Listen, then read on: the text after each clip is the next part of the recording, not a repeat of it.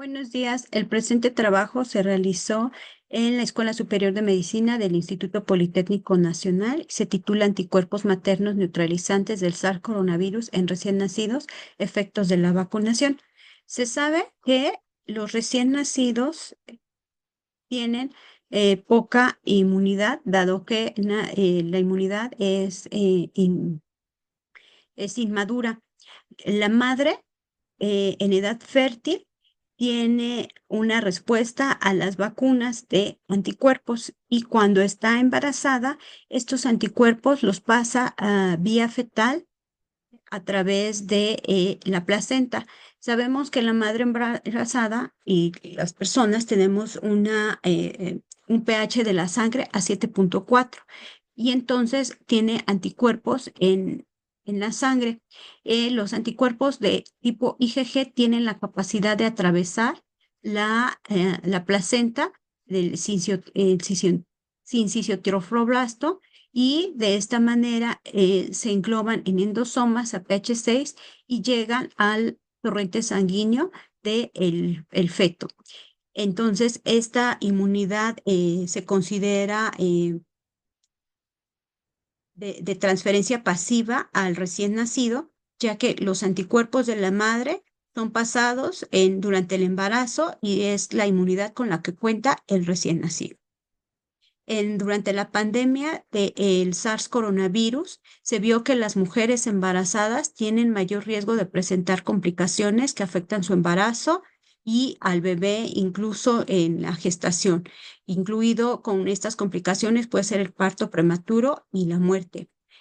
También es más probable que una mujer embarazada necesite ser hospitalizada, recibir cuidados intensivos, utilizar ventilación mecánica si contrae el coronavirus.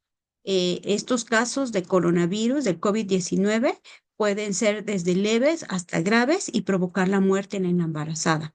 Las embarazadas tienen mayor probabilidad de enfermar gravemente a causa del COVID-19 en comparación con las que no estaban embarazadas. Entonces, por este motivo, se recomendó ampliamente la vacunación en las embarazadas. La primera vacuna recomendada fueron las de RNA mensajeros. Sin embargo, debido a la poca disponibilidad de las vacunas, se empezaron a utilizar todas las vacunas que estaban disponibles y se recomendaba que era a partir del primer trimestre o incluso antes de estar embarazada, se recomendaba que se vacunaran. Sin embargo, se aplicaron las vacunas en primer y segundo o tercer trimestre. Es por esto que surge la pregunta de investigación en este trabajo. ¿En qué trimestre es ideal vacunar a una embarazada para que se produzca mayor número de anticuerpos, tanto en la madre y estos transfieran al feto? Y si es necesario aplicar más de una dosis.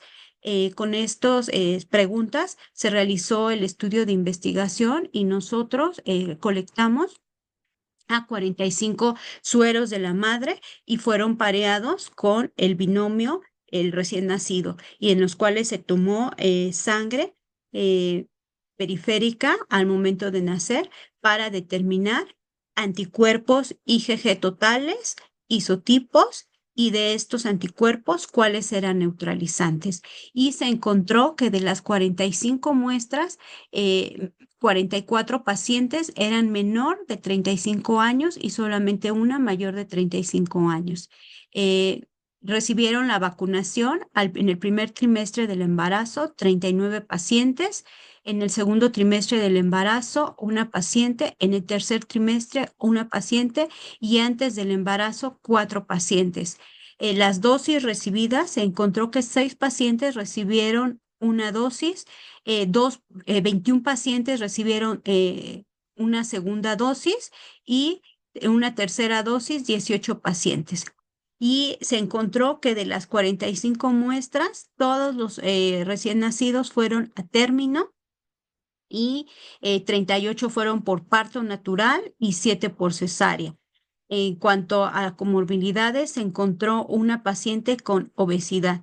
Del tipo de vacunas que se incluyeron fue 17 se aplicaron Moderna, la combinación Moderna y Pfizer 5, combinación Moderna AstraZeneca 5 pacientes, Pfizer 6 pacientes, AstraZeneca 5 pacientes, Pfizer AstraZeneca una paciente, Sputnik 4 pacientes, Sinovac una paciente y Sputnik Sinovac una paciente.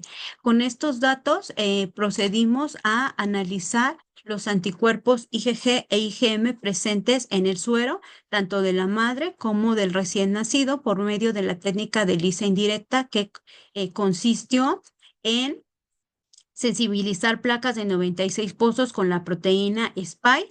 Posteriormente se agregaba el suero, dado que ahí contiene los anticuerpos. Y después de esta agregación se adiciona un anticuerpo secundario que va a detectar IgG o IgM o los isotipos de IgG. Este anticuerpo secundario está acoplada a una peroxidasa y cuando se agrega el sustrato, que es el peróxido de hidrógeno, va a degradarlo a agua y oxígeno. Y este oxígeno va a oxidar a un cromógeno para emitir color. Y es lo que se lee a una densidad óptica de 405 nanómetros, siendo directamente proporcional la densidad óptica con la cantidad de anticuerpos. Y se encontró que las madres contenían una IgG total entre una densidad óptica de 0.2 a 0.4 y los recién nacidos desde 0.3 hasta 0.8. Y esto nos indicaría que hay una diferencia significativa entre los anticuerpos IgG totales de la madre y del recién nacido. Y con la IgM encontramos que las madres contenían mayor cantidad de anticuerpos, dado que se encuentra en densidades ópticas desde 0.2 hasta 1, y los recién nacidos prácticamente eran negativos. Con esto se comprueba que efectivamente la inmunoglobulina IgG es la que tiene capacidad de atravesar la barrera placentaria y es por esto que se encuentra en los recién nacidos, y la IgM, dado que tiene una estructura pentamérica, es de mayor tamaño, no atraviesa la barrera placentaria y por lo tanto no se encuentra en los recién nacidos. En cuanto a las subclases de anticuerpos, se determinó IgG1, IgG2, IgG3 e IgG4 y se encontró que las isoformas 2, 3 y 4 están en igual cantidad tanto en la madre como en el recién nacido, y hay mayor IgG1 en los recién nacidos en los recién nacidos, y esto implicaría que entonces la mayoría de anticuerpos que están atravesando la barrera hematoencefálica son de esta subclase IgG1, lo cual se explica que estos son los anticuerpos que mayormente se inducen en infecciones virales.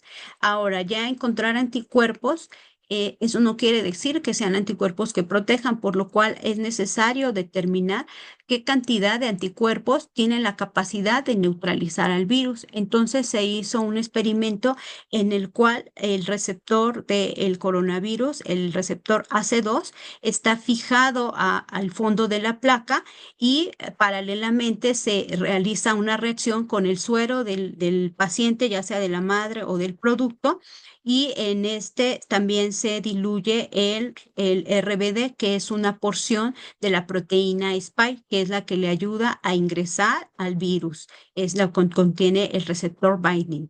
Y entonces, si hay una interacción entre estos anticuerpos y este receptor, entonces esta porción de los anticuerpos, si son neutralizantes, van a impedir que el RBD se una al AC2, al receptor, y si esto es bloqueado, entonces ya no emitirá color. Entonces, entre menor color se obtenga, hay mayor anticuerpos neutralizantes, y entre menor cantidad se obtenga de color, quiere decir que no hay neutralización, y estos datos se llevan a un porcentaje de neutralización con unas curvas que provee el fabricante, y por lo tanto encontramos que en la mayoría de las muestras analizadas, tanto de madres como de producto de recién nacidos, hay anticuerpos neutralizantes, llegando arriba de un 90% la mayoría de anticuerpos neutralizantes, y solamente se encontraron 4 muestras donde en una prácticamente no había anticuerpos neutralizantes ni para la madre ni para el recién nacido, y en 3 muestras había menor cantidad, y lo que encontramos es que hay mayor cantidad de anticuerpos neutralizantes en el recién nacido, no así tantos como en la madre. Con estos datos, entonces, podemos concluir que el esquema de vacunación que se aplicó en México en mujeres embarazadas indujo a una alta generación de anticuerpos tipo IgG, de los cuales la mayoría son neutralizantes y son transferidos vía placentaria al recién nacido, y entonces de esta manera confieren una protección posible contra la infección contra SARS-CoV-2. Y en los análisis de las características maternas, no se encontró que estas características como edad, tipo de vacuna o número de dosis influyera en la cantidad de anticuerpos neutralizantes inducidos. Esto es todo. Muchas gracias por su atención.